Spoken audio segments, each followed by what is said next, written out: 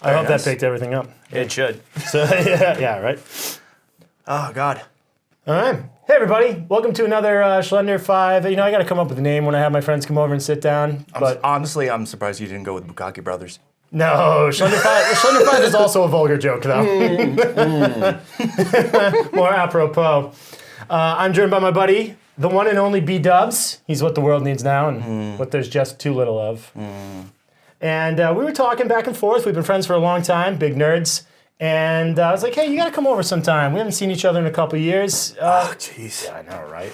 Like, and what do you want to talk about? Like, there's got to be something you're interested in. And he goes, without fail, yes, I would like to discuss the state of Star Wars. Namely, the fact that Andor is the best thing that they've produced for Star Wars in quite some time. And I'm not counting the cartoons. I know Clone Wars was good. It's just 500 fucking episodes. I haven't gotten through all of them yet. I think I made it. So Clone Wars did like a weird thing when I was not the Genndy Tartakovsky right, one. Not that one. I saw that one when it aired. It was great. Dan Filoni's fan fiction. Yeah, that was. I think I got through 3 seasons, maybe 4. Yeah. But they did this weird thing where like they kind of did like a soft reset and they started repeating some of their earlier stories. And it was just a little weird to me. It wasn't. I was like, wait, you've already discussed this. Wait, you've already discussed this. Like, I've been going through an episode guide, and I'm about like halfway through that. I think the last one was the one where they went into the Force, which was it was okay. It was interesting ideas. That's neither here nor there. No, that's neither here nor there. Andor was far better than it had any right being, especially considering the other series. I mean, Mandalorian, the first season of Mandalorian. That stands on its own. That's Samurai Western.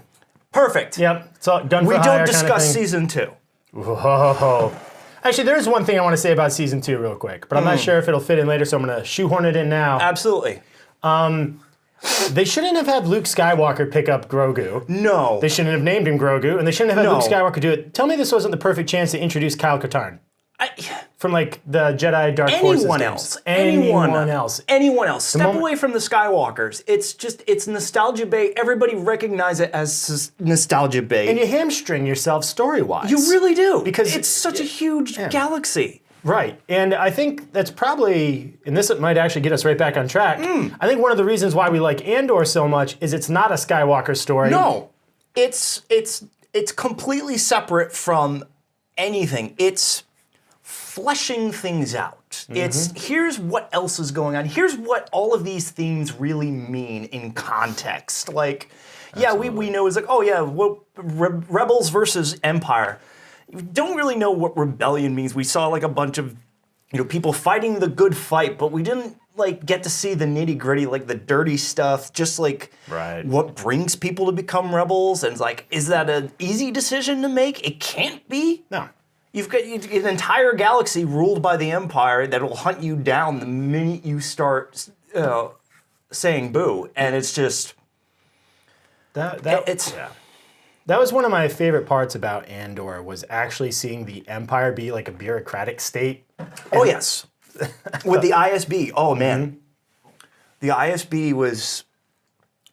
There's so many elements in Andor that work so well because they were already there. Right. They just didn't touch upon them. Like the corporate sector, that's a whole huge sector of space that no one's ever mentioned in the movies or in the series. Maybe it was mentioned in Clone Wars. It probably was. Everything else was, for fuck's sake. But it's. Yeah, they flesh things out. It's like we get to see. It's like, what did Mon Mothma give up to be where she was in the beginning of A New Hope, where she's basically leading this rebellion. She's wearing the gown. You just see her as a figurehead. You don't know anything about her. Yeah, you're right. There's no story about Mon Mothma. Actually, you know what? There's not really a lot of story about what people had to sacrifice to be a part of the rebellion anyways. No, I mean, the only thing you really see is you see Leia, and you see the entire planet of Alderaan being blown up. Yeah, that's pretty much it. That's pretty much it. But I mean, like, then again, this was never, Star Wars was never meant to be spiraled out into all these things like... Yeah, well, I mean, to be fair, you could say that about just about anything. That's true. But the fact of the matter remains, it is, and there has been there's been like a dedicated group of, that have been just, their whole job is to control the story of Star Wars and be like, okay, what do we need to flesh out? It's like, what do we want to flesh out? What stories do we want to tell? There's been, back in the Legends day, that was led by George Lucas, for better or for worse, mostly for worse. Mostly for worse. Now it's Dan Filoni, Kathleen. Well, I don't know if Kathleen. I don't know. I don't bother with the bullshit or anything. I've heard that Kathleen Kennedy's contributions are like, but what if it was a girl? That's pretty. Yeah, because I don't know. I'm not. That's just what I've heard. I've heard like she takes a lot more credit than the input she gives. Well, I can believe that. I believe that just anything. Because I mean, when you really watch these series, you really see like. I watched Andor. I immediately rewatched Rogue One, which is so much better on a second viewing. Oh, I loved it the first time. I liked it the first viewing. I just didn't think it was. I mean, to be fair, that's probably because Gareth Edwards, not an actor's director. I just watched the movie and I'm like, I couldn't tell you a single character other than Mads Mikkelsen, and even then it was just like. That was Mads Mikkelsen was in that movie. His name is Galen Erso. Galen Erso. Galen Erso. Oh God. And he purposely builds in the exhaust port into the Death Star to kill everyone. I'm fine with that. I'm fine with that because what I'm not fine with is everything else that's been going on, really. Yeah. Force Awakens, I liked Force Awakens. They did nothing with it. All of this is beyond the point because Andor doesn't do anything that anything else has come close to. Rogue One was probably the closest to anything Andor that we've gotten. Where Same it's guys. just Same team. So I mean, Tony Gilroy. Yeah, it shows. I mean, the quality's there. But like you were saying earlier, like get away from the Skywalkers. It's a big universe. Those do make it feel like a bigger universe. It does. The scale is appropriate. The character development, especially in Andor, like those first like 5 or 6 episodes, outstanding. It's When it ends with that whole heist arc was brilliant. They took their time. Because how many times have you seen something where it's like, okay, well, we're going to pretend to be guards. And they're just like, next scene, they're pretending to be guards. Yeah. In Andor, they spend the time. Down. They spend the time. Like, they run through drills. They have models. They're patient. Yeah, but it just further emphasizes the context of everything. Is you've got this military force that is very strictly run, not well run, strictly run.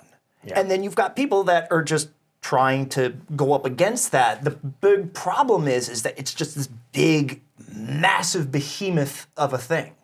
And we get to see that not only just with the heist, but with the prison. Yeah. Which is by far the best part of the series. You think so? Those 3 episodes are the best the series has to offer. The heist had me, man. The heist was amazing. The heist was it for me. I liked the prison, but the heist, I just absolutely loved it. I loved how the characters took their time. I like how everybody has something to do. Yes. There's no like dead weight in it, and I especially like how we're gonna do spoilers for everything. So, I mean, you could probably puzzle that out on your own. Yeah. But I love at the end when the guy's talking to Cassie and he's like, this money splits 50-50 a lot easier, and he just shoots him. Oh, I sat forward and I launched forward off the couch and I screamed at the television because I was not expecting that. I should have. Oh yeah, no, but because that is like Andor. Like that's the one thing it carries over from Rogue One too. Is like Cassian is constantly being put into situations where he has no choice but to kill these people. Right. And you feel bad for him. And it's mentioned in Rogue One. Like, the blind guardian is like, does he have a face of a killer? It's like, no, he has a face of a friend. He's not a killer. He happens to kill people. He happens to kill because people. Because he has to. Yeah. And Skeech, that was prime example. Mm-hmm. Because when they first met, they were talking, you didn't know what exactly they were talking about, but you got the context. It's like, these 2 people, they know exactly what each other's about, and they know that it's like, okay, I can't fully trust this person. You're absolutely right. So it's like when he shot Skeech, it's like, well, he had no choice. If he didn't, he was gonna die. Right. There was no way Skeech was gonna let him in on what was going to happen. Yeah, there was a point of no return, man. He crossed the Rubicon, so to speak. Exactly. Yeah. And it's just like, no, that's exactly what exactly what happens. Outstanding. Yeah, no, it was so good. And just moments like that. And that moment got me, and the ending with Mon Mothma, where you're like, oh no, you knew exactly what she had to do, and it just breaks your heart. I know. I'm actually really excited to see what happens in season 2. I'm excited. That's the thing. This is like the anti Game of Thrones for me, where Book 3 of Game of Thrones. I remember you telling me. You were guiding me through those books at the time. I read Book 3 of Game of Thrones. I finished it, and it was just like Tyrion shoots his father on the toilet, and it's just like, oh my god, I want to know so much about this. And you're like, you excited? Like, yeah. It's like, what you want to know about? It's like, I want to know about Tyrion. I want to know about Jon Snow. I want to know about all this. You're like, well, too bad, because you're not getting that from Book 4. I'm like, you're really not. Oh. And then I just stopped reading them, and I have not regretted the decision. Yeah, if I had stopped at Book 3, I think I would have been much happier. I saw the series finale, and I wish I hadn't. Oof. I was not watching that show, and I watched that series finale. It was like... Actually, you know what? Maybe it's not like the anti-Game of Thrones. Maybe it's an actual quite decent parallel to it. A franchise that we used to like was ruined later on by creatives who didn't quite know what they were doing or how to land that bird. And then Andor is to me what House of the Dragon is. I just haven't seen that. House of the Dragon to me is a show that I should not like. Because the franchise is ruined. It is. It's like it has been ruined. And then here comes House of the Dragon, and it's slow, and it's character built, and it's dialogue heavy, and it's all about just these characters and these situations. In House of the Dragons, I call it the Westeros wing because it's like the West Wing, but in Game of Thrones, it's all politic. It's very Shakespearean. And Andor is very similar in that it's characters talking to each other, taking their time with things, setting things up. Things you do in a story. Yeah. Or at least that should happen in a story. George Lucas. You're right. Character development and plot progression. Of course. You've opened that puzzle box. Who'd have thought? You've opened the puzzle box. No. We've got shows to plug. We can't give you your space western again. Why not? Yeah, no. Andor really was because Star Wars to me is kind of a dead franchise. I disagree, but I understand the sentiment. There's potential to it. There is. And it'll always drag me back in because the potential I think outweighs potential negatives. But to me, when I watch it, I'm not watching something that's vibrant and thriving to me. I'm watching something that's like, and it can come back. It's on life support. Yeah, is essentially Disney has that sucker on life support. Yeah. They didn't know what to do with it at first. They hoarded out. Yeah. They're like, hey, here's Mickey dressed up like Luke Skywalker. Yeah. Everyone hated that. So now it's just like, okay, so you kind of want us to do something with it? Yes, that would be nice. Yeah. That would be nice. Either I would say the same tone as Andor, which is like, pretty serious, and I like it, or a little bit of camp. I don't mind camp. Whatever happened to camp? So, or not even just camp, just more like fun. That's the thing. Andor, like the Ewok adventures? And fate leads them to the magical Ewoks. We help you. Those made-for-TV movies? God. Those are pretty fun. You know what? I have fun. I mean, again, we're trying to bring this back to Andor, but you can't talk about Andor's successes without dealing with the failures of Star Wars in general. And it's like, I liked Force Awakens. Force Awakens was fun. It played it very safe. I'll admit that, but it needed to. After the prequels, you needed to play it safe. There were places you could have taken it to build it and make it give it more depth. You could have taken those characters and built on them and done more things with those ideas, and it would have been fine. They didn't do that, as it turns out. Yeah, I was not as favorable to Force Awakens. I think visually it's kind of neat. But I understand the need for kind of like that soft reboot territory where, you don't want, no young people are going to sit through the first 6 Star Wars. They might go see this one, right? Yeah. And so you kind of want to establish the same themes and the same archetypes because you want it to feel like Star Wars to a new audience. Yeah. But you still want it to feel like Star Wars a little bit to your old audience. And, Andor hits that perfectly. Because it's just Star Wars enough, Yeah. I'd like to say. It's just enough Star Wars where it's like No, it really is. the average person can go in and just be brought in by the fact that it's just like, hey, these characters are really interesting. It's like, I like that Corpo guy. I like the fact that he's kind of creepy, but at the same time, you know someone like him, and that scares you. Yeah, no, I think you're right. And visually, Andor did something, when Maynard and I did the trailer trash for it, I think I said it in there, I can't remember. But one of the things I like about Andor is, because Star Wars to me has always had a hard time kind of blending like the form language of 1, 2, and 3 with 4, 5, and 6. Yeah, And- yeah. Yeah, and I think Andor does just enough like blending of the two styles where it feels like, all right, I could tell you what time period this was taking place. Yeah. You know, like I can look at it and I can tell you that this is after Lucas's trilogy but before the original. I think because the thing is Andor gave it the grit back. Yeah. That's the biggest It problem. wasn't all with, shiny and and it's like that. The thing is it's also really hard. It's very easy to do Star Wars incorrectly because it's got a very I've seen a bunch of them. Oh yeah, I've seen a bunch of it. There's at least 3. Oh god, it's very particular. Like it has high technology, but the technology has limitations. Right. Like that's the thing I liked seeing in Andor. I liked seeing the public call box, which was nice because it's like not everybody can afford an intergalactic call. Yes. That's very expensive, and it costs a lot of energy to do that. Yeah. No, Andor was smart because they did kind of like the Nazi resistance dressed up in Star Wars. Yes. Which is That's what it was to begin with. Yeah, fertile ground for storytelling. I mean, Yeah. That and like the British, I can't even remember. It's like British colonialism from back in the day with like privateers and stuff like that. That's essentially what yeah. Star Wars is. You think about it. It's like, you've got all these different colonies, islands, or like places that are far away. It takes a long way to get there. It takes a long way to get information back and Yes. forth. That's what, and it's like getting that while blending the technology is very difficult. Andor did that very well. Because it's just, there were very few things in Andor that were just like, kind of like, like the electrified floors I thought was a bit much, but as a storytelling element, it was fine. Because they did stuff with it. It was part of a plot device. I'm like, okay, no, that's fine. right.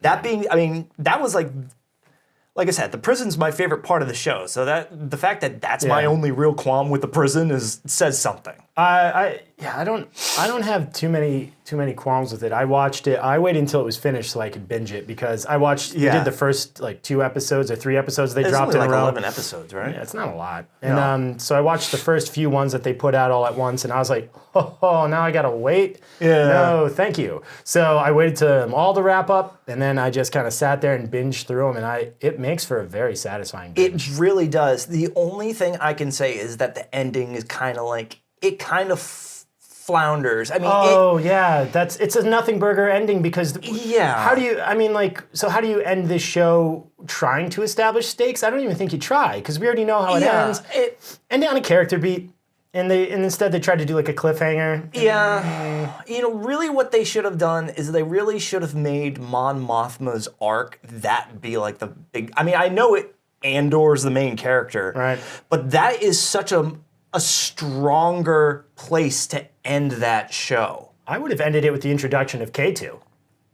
K2SO? Yeah, because that season he's going to meet him in season 2. Just throw him in Is there. he? Yeah, he's gotta. Because season 2 ends at the beginning of Rogue One, and they already Well- are teamed up. I thought they were doing 3 seasons. Only 2, as far as okay. I know.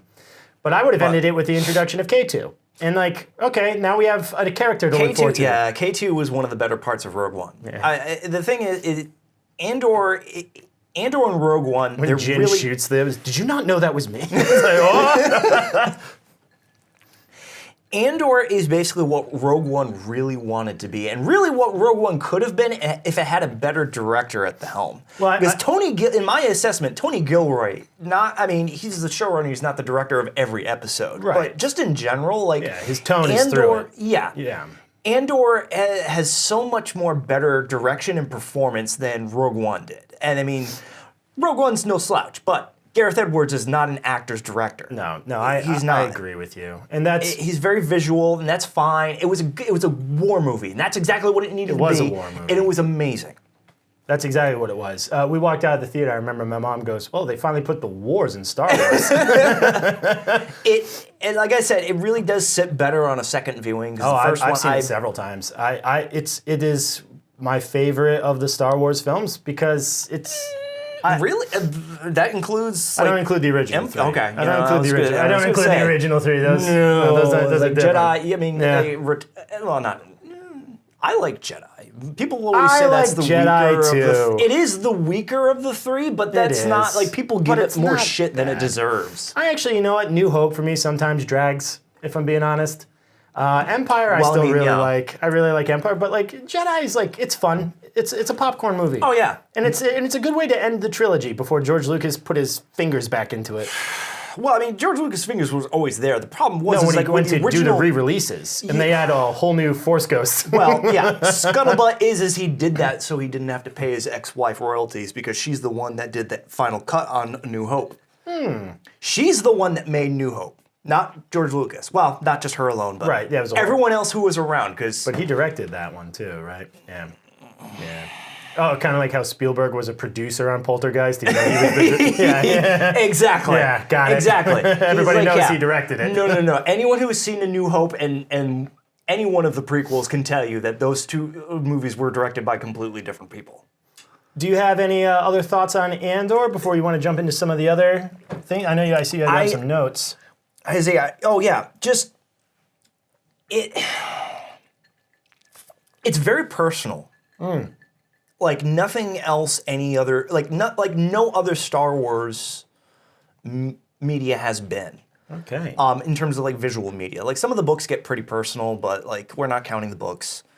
We should. I'm gonna give a quick shout out to that Thrawn trilogy I read all those years ago. Oh God, Heir to the Empire? Yeah, the Heir to the Empire trilogy. Oh God, I have his new one, the new Thrawn one. I'm excited to read that. It's also by Zahn? It is by Zahn. Oh yeah, they brought him back. Well, they're not bring him back. When they get stabbed, they throw him in a bacta tank? Yeah, really. Where's this guy, Boba Fett? Whatever happens to Boba Fett, throw him in the bacta tank. We're not discussing Boba Fett. That was always stupid. Even the Legends. That whole thing with him climbing out of the Sarlacc has been around since the Legends, and it was always like stupid in the 90s, right? Yeah, it was always stupid in my assessment. Because it's like, whatever. But it's very personal. It looks amazing.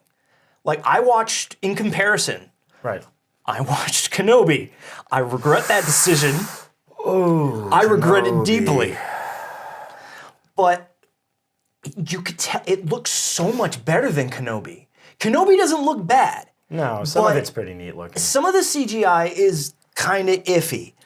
But just in general, like Andor looks, just by the cinematography, like everything, like just every aspect of it from the minutia of craft of just making a television show, picking the lighting, picking casting and blocking, all that stuff is so much better than Kenobi. Yeah, it looks real good. It looks, it's so good. It's so and it's pretty all to in look service. It's all in service of like that, like I don't want to say visual form language too much, but it is in service of making it look and feel Star Wars. Yes. It's not trying to be like, oh yeah, let's get a little, let's have lens flares and, you know. No. No, what I mean is just basically just in terms of like something, the composition, just every frame of that is pretty to look at.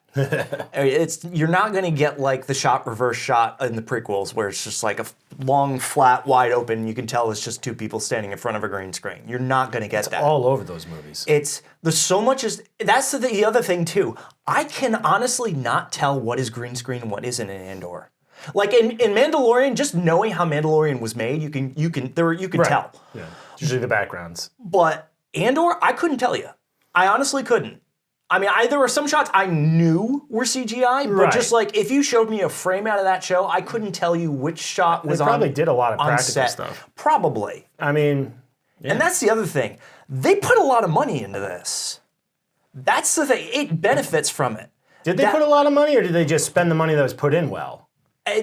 Well, both. Because it's my understanding that Disney is just. Well, first of all, you've got those actors aren't inexpensive. That's fair. Diego Luna, he's right off of Narcos, and he was Bill Skarsgård. Bill Skarsgård is Bill Skarsgård. Yeah, you're right. No, you're right. And then like the prison alone, that It was a big set. That's a big set, and it's beautiful. A lot of CGI in that too, when they had to show anytime outside the hallways, and I didn't. Yeah, but it doesn't read. It doesn't read CGI. No, it doesn't read because they shot it well. Because they shot it in the hallway, and just anything CGI'd is out the window. Yeah, it's good. And it's just everything about that is just amazing. Like every interaction with the characters, where it's just like the prison arc, where Andor realizes just like he's learning lessons he needs to learn through other people. And he doesn't realize it yet. Like he's bringing people to the place that he's going to be in Rogue One. Nice. Like, Yeah. You've got the, I can't even remember his name now. Something with a K. The head guy, Gollum. I don't remember his name in the show. No, but you know who I'm talking about. Andy Serkis. Andy Serkis, yeah. He told Andy Serkis, it's like, you need to be the one. It's like, yeah, it has to be you. It has to be you. Yeah. He recognizes that. That was awesome. It's so good. Everything is just, it's nuanced, it's subtle, it's subdued, it's everything that Star Wars hasn't been up until now. And I think it benefits greatly from it. I think so. I think that's definitely, I mean, unfortunately the show did garbage for ratings. So did it? Yeah, it's not a winner in terms of the ratings. So I don't know. I don't know. I don't know what they're going to do moving forward with Star Wars because, well, first of all, ratings don't mean shit. People are. Well, they mean a lot to Disney now because they're hemorrhaging billions. Well, that's Disney's fault, really. It is Disney's fault, yeah. But no, it's just like, here's the thing. I agree with you. Strong recommendation for Andor. Oh, absolutely. Totally worth watching. I mean, really did kind of bring like the franchise back up a little bit for me. Yeah, like I was done. Oh, honestly, I was done. I was done. And you hadn't even seen Kenobi yet.